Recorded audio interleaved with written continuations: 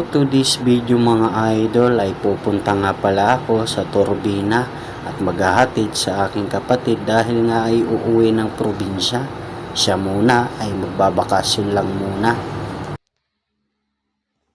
At ayan na nga mga idol, agaran na biyahe at para makarating at hindi mahuli sa biyahe. At kasalukuyan, andito na kami sa papuntang Kabuyaw. Sarap sana sumabay pag uwi ng Samar, kaso nga lang mga idol ay hindi pa pwede. Talagang marami pang kinakaharap sa buhay at obligasyon para sa aking pamilya. Kaya dito lang muna tayo kahit abutin tayo ng mga ilang taon. Hanggat hindi pa nakakaano talaga ng ayos ay hindi pa talaga makakauwi. Siguro mga 3 years pa or 2 years ay may kaluwagan na. Sana makauwi next year kung magpapala rin.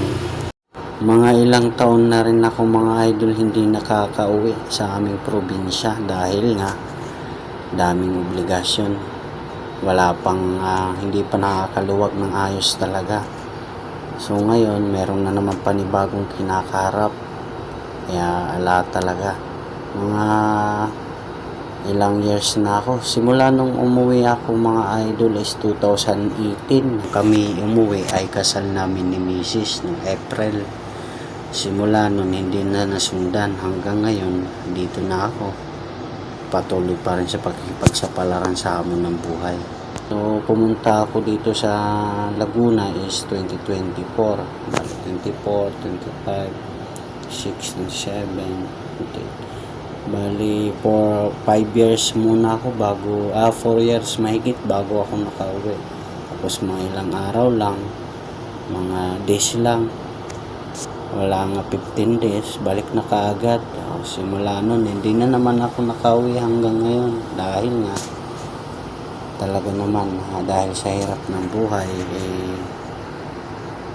sana sa sunod na taon ay talaga kung papalarin uuwi na talaga ako kahit mga ilang buwan lang stay ilang days ay ayos na, kahit mga sabihin natin 7 days lang ay okay na, basta tayo maano ko lang yung probinsya, kumbaga yung ma-enjoy lang kahit mga 7 days, yung mga makapag-relax ka para at the same time mo yung pamilya mo, yung mga magulang ko mabisita ko, makumusta ko man lang, makakwentuhan, makita dahil nasa tagal ng panahon.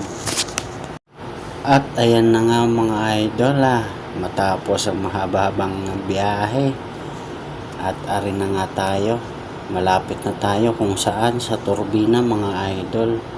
At kasalukuyan talaga ang traffic nga din mga idol. Pag ako talaga pumupunta din sobrang traffic. Kaya madalas kong biyahe sa kabila lang. Pag pa Batangas ayaw ko talaga. Kasi nga ang traffic banda dito sa may Turbina at pati na sa Calamba. Kaya mas maigi na lang ang kinukuha kong biyahe ay sa parting Maynila hanggang Kapuyaw, Tubingan, sa Pedro, pero papunta din pa Batangas hindi ako kumukuha ng biyahe pag ako nagsasideline kay Lala. Simula nung nakaranas ako mga idol na isang biyahe sa puntang Tanawan, ang hirap kumuha ng pabalik. At ang huli kong biyahe San Pablo, nakaranas talaga ako na ang layo ng biyahe. Pabalik talaga walang nakuha, parang naghahatid lang talaga naman, parang thank you lang yung biyahe. At nag-iba ang ihip ng hangin mga idol, nilampasan lang namin ang Turbina bus terminal na kung saan dapat dun si Otol mag-aabang para sa biyahe. Ang request ng driver sa Santo Tomas bago mag-rotonda, doon daw siya magantay kasi nga ay traffic dito sa Turbina. Kaya agaran na kaming umusad pa Santo Tomas, Batangas. At ayan na nga mga idol, kasalukuyan nandito na kami sa Makiling. Andito na kami kasalukuyan sa Walter Mart Makiling. Nag-duty ako dyan mga idol sa Walter Mart Makiling. Ang admin dyan si Sir Boston. Shoutout sa iyo Sir Boston at makikiraan lang. At rin na nga pala, naaalala ko yung mga lugar na are. Ang katapat nito ay Lyceum, Ayasaki Tourist. Yan ang madadalas naming mga customer sa Walter Mart.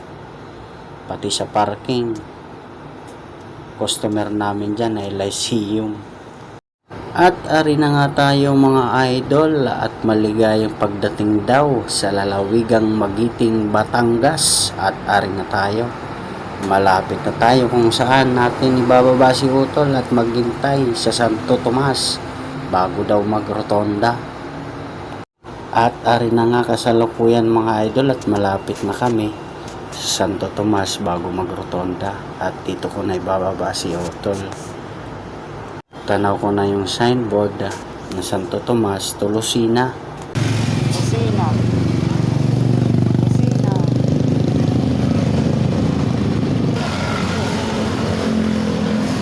Lucena.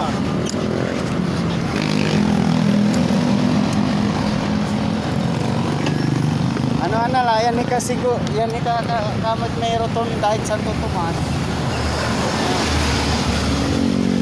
Santo Tomas ito niya la rotonda. Yan na bilog.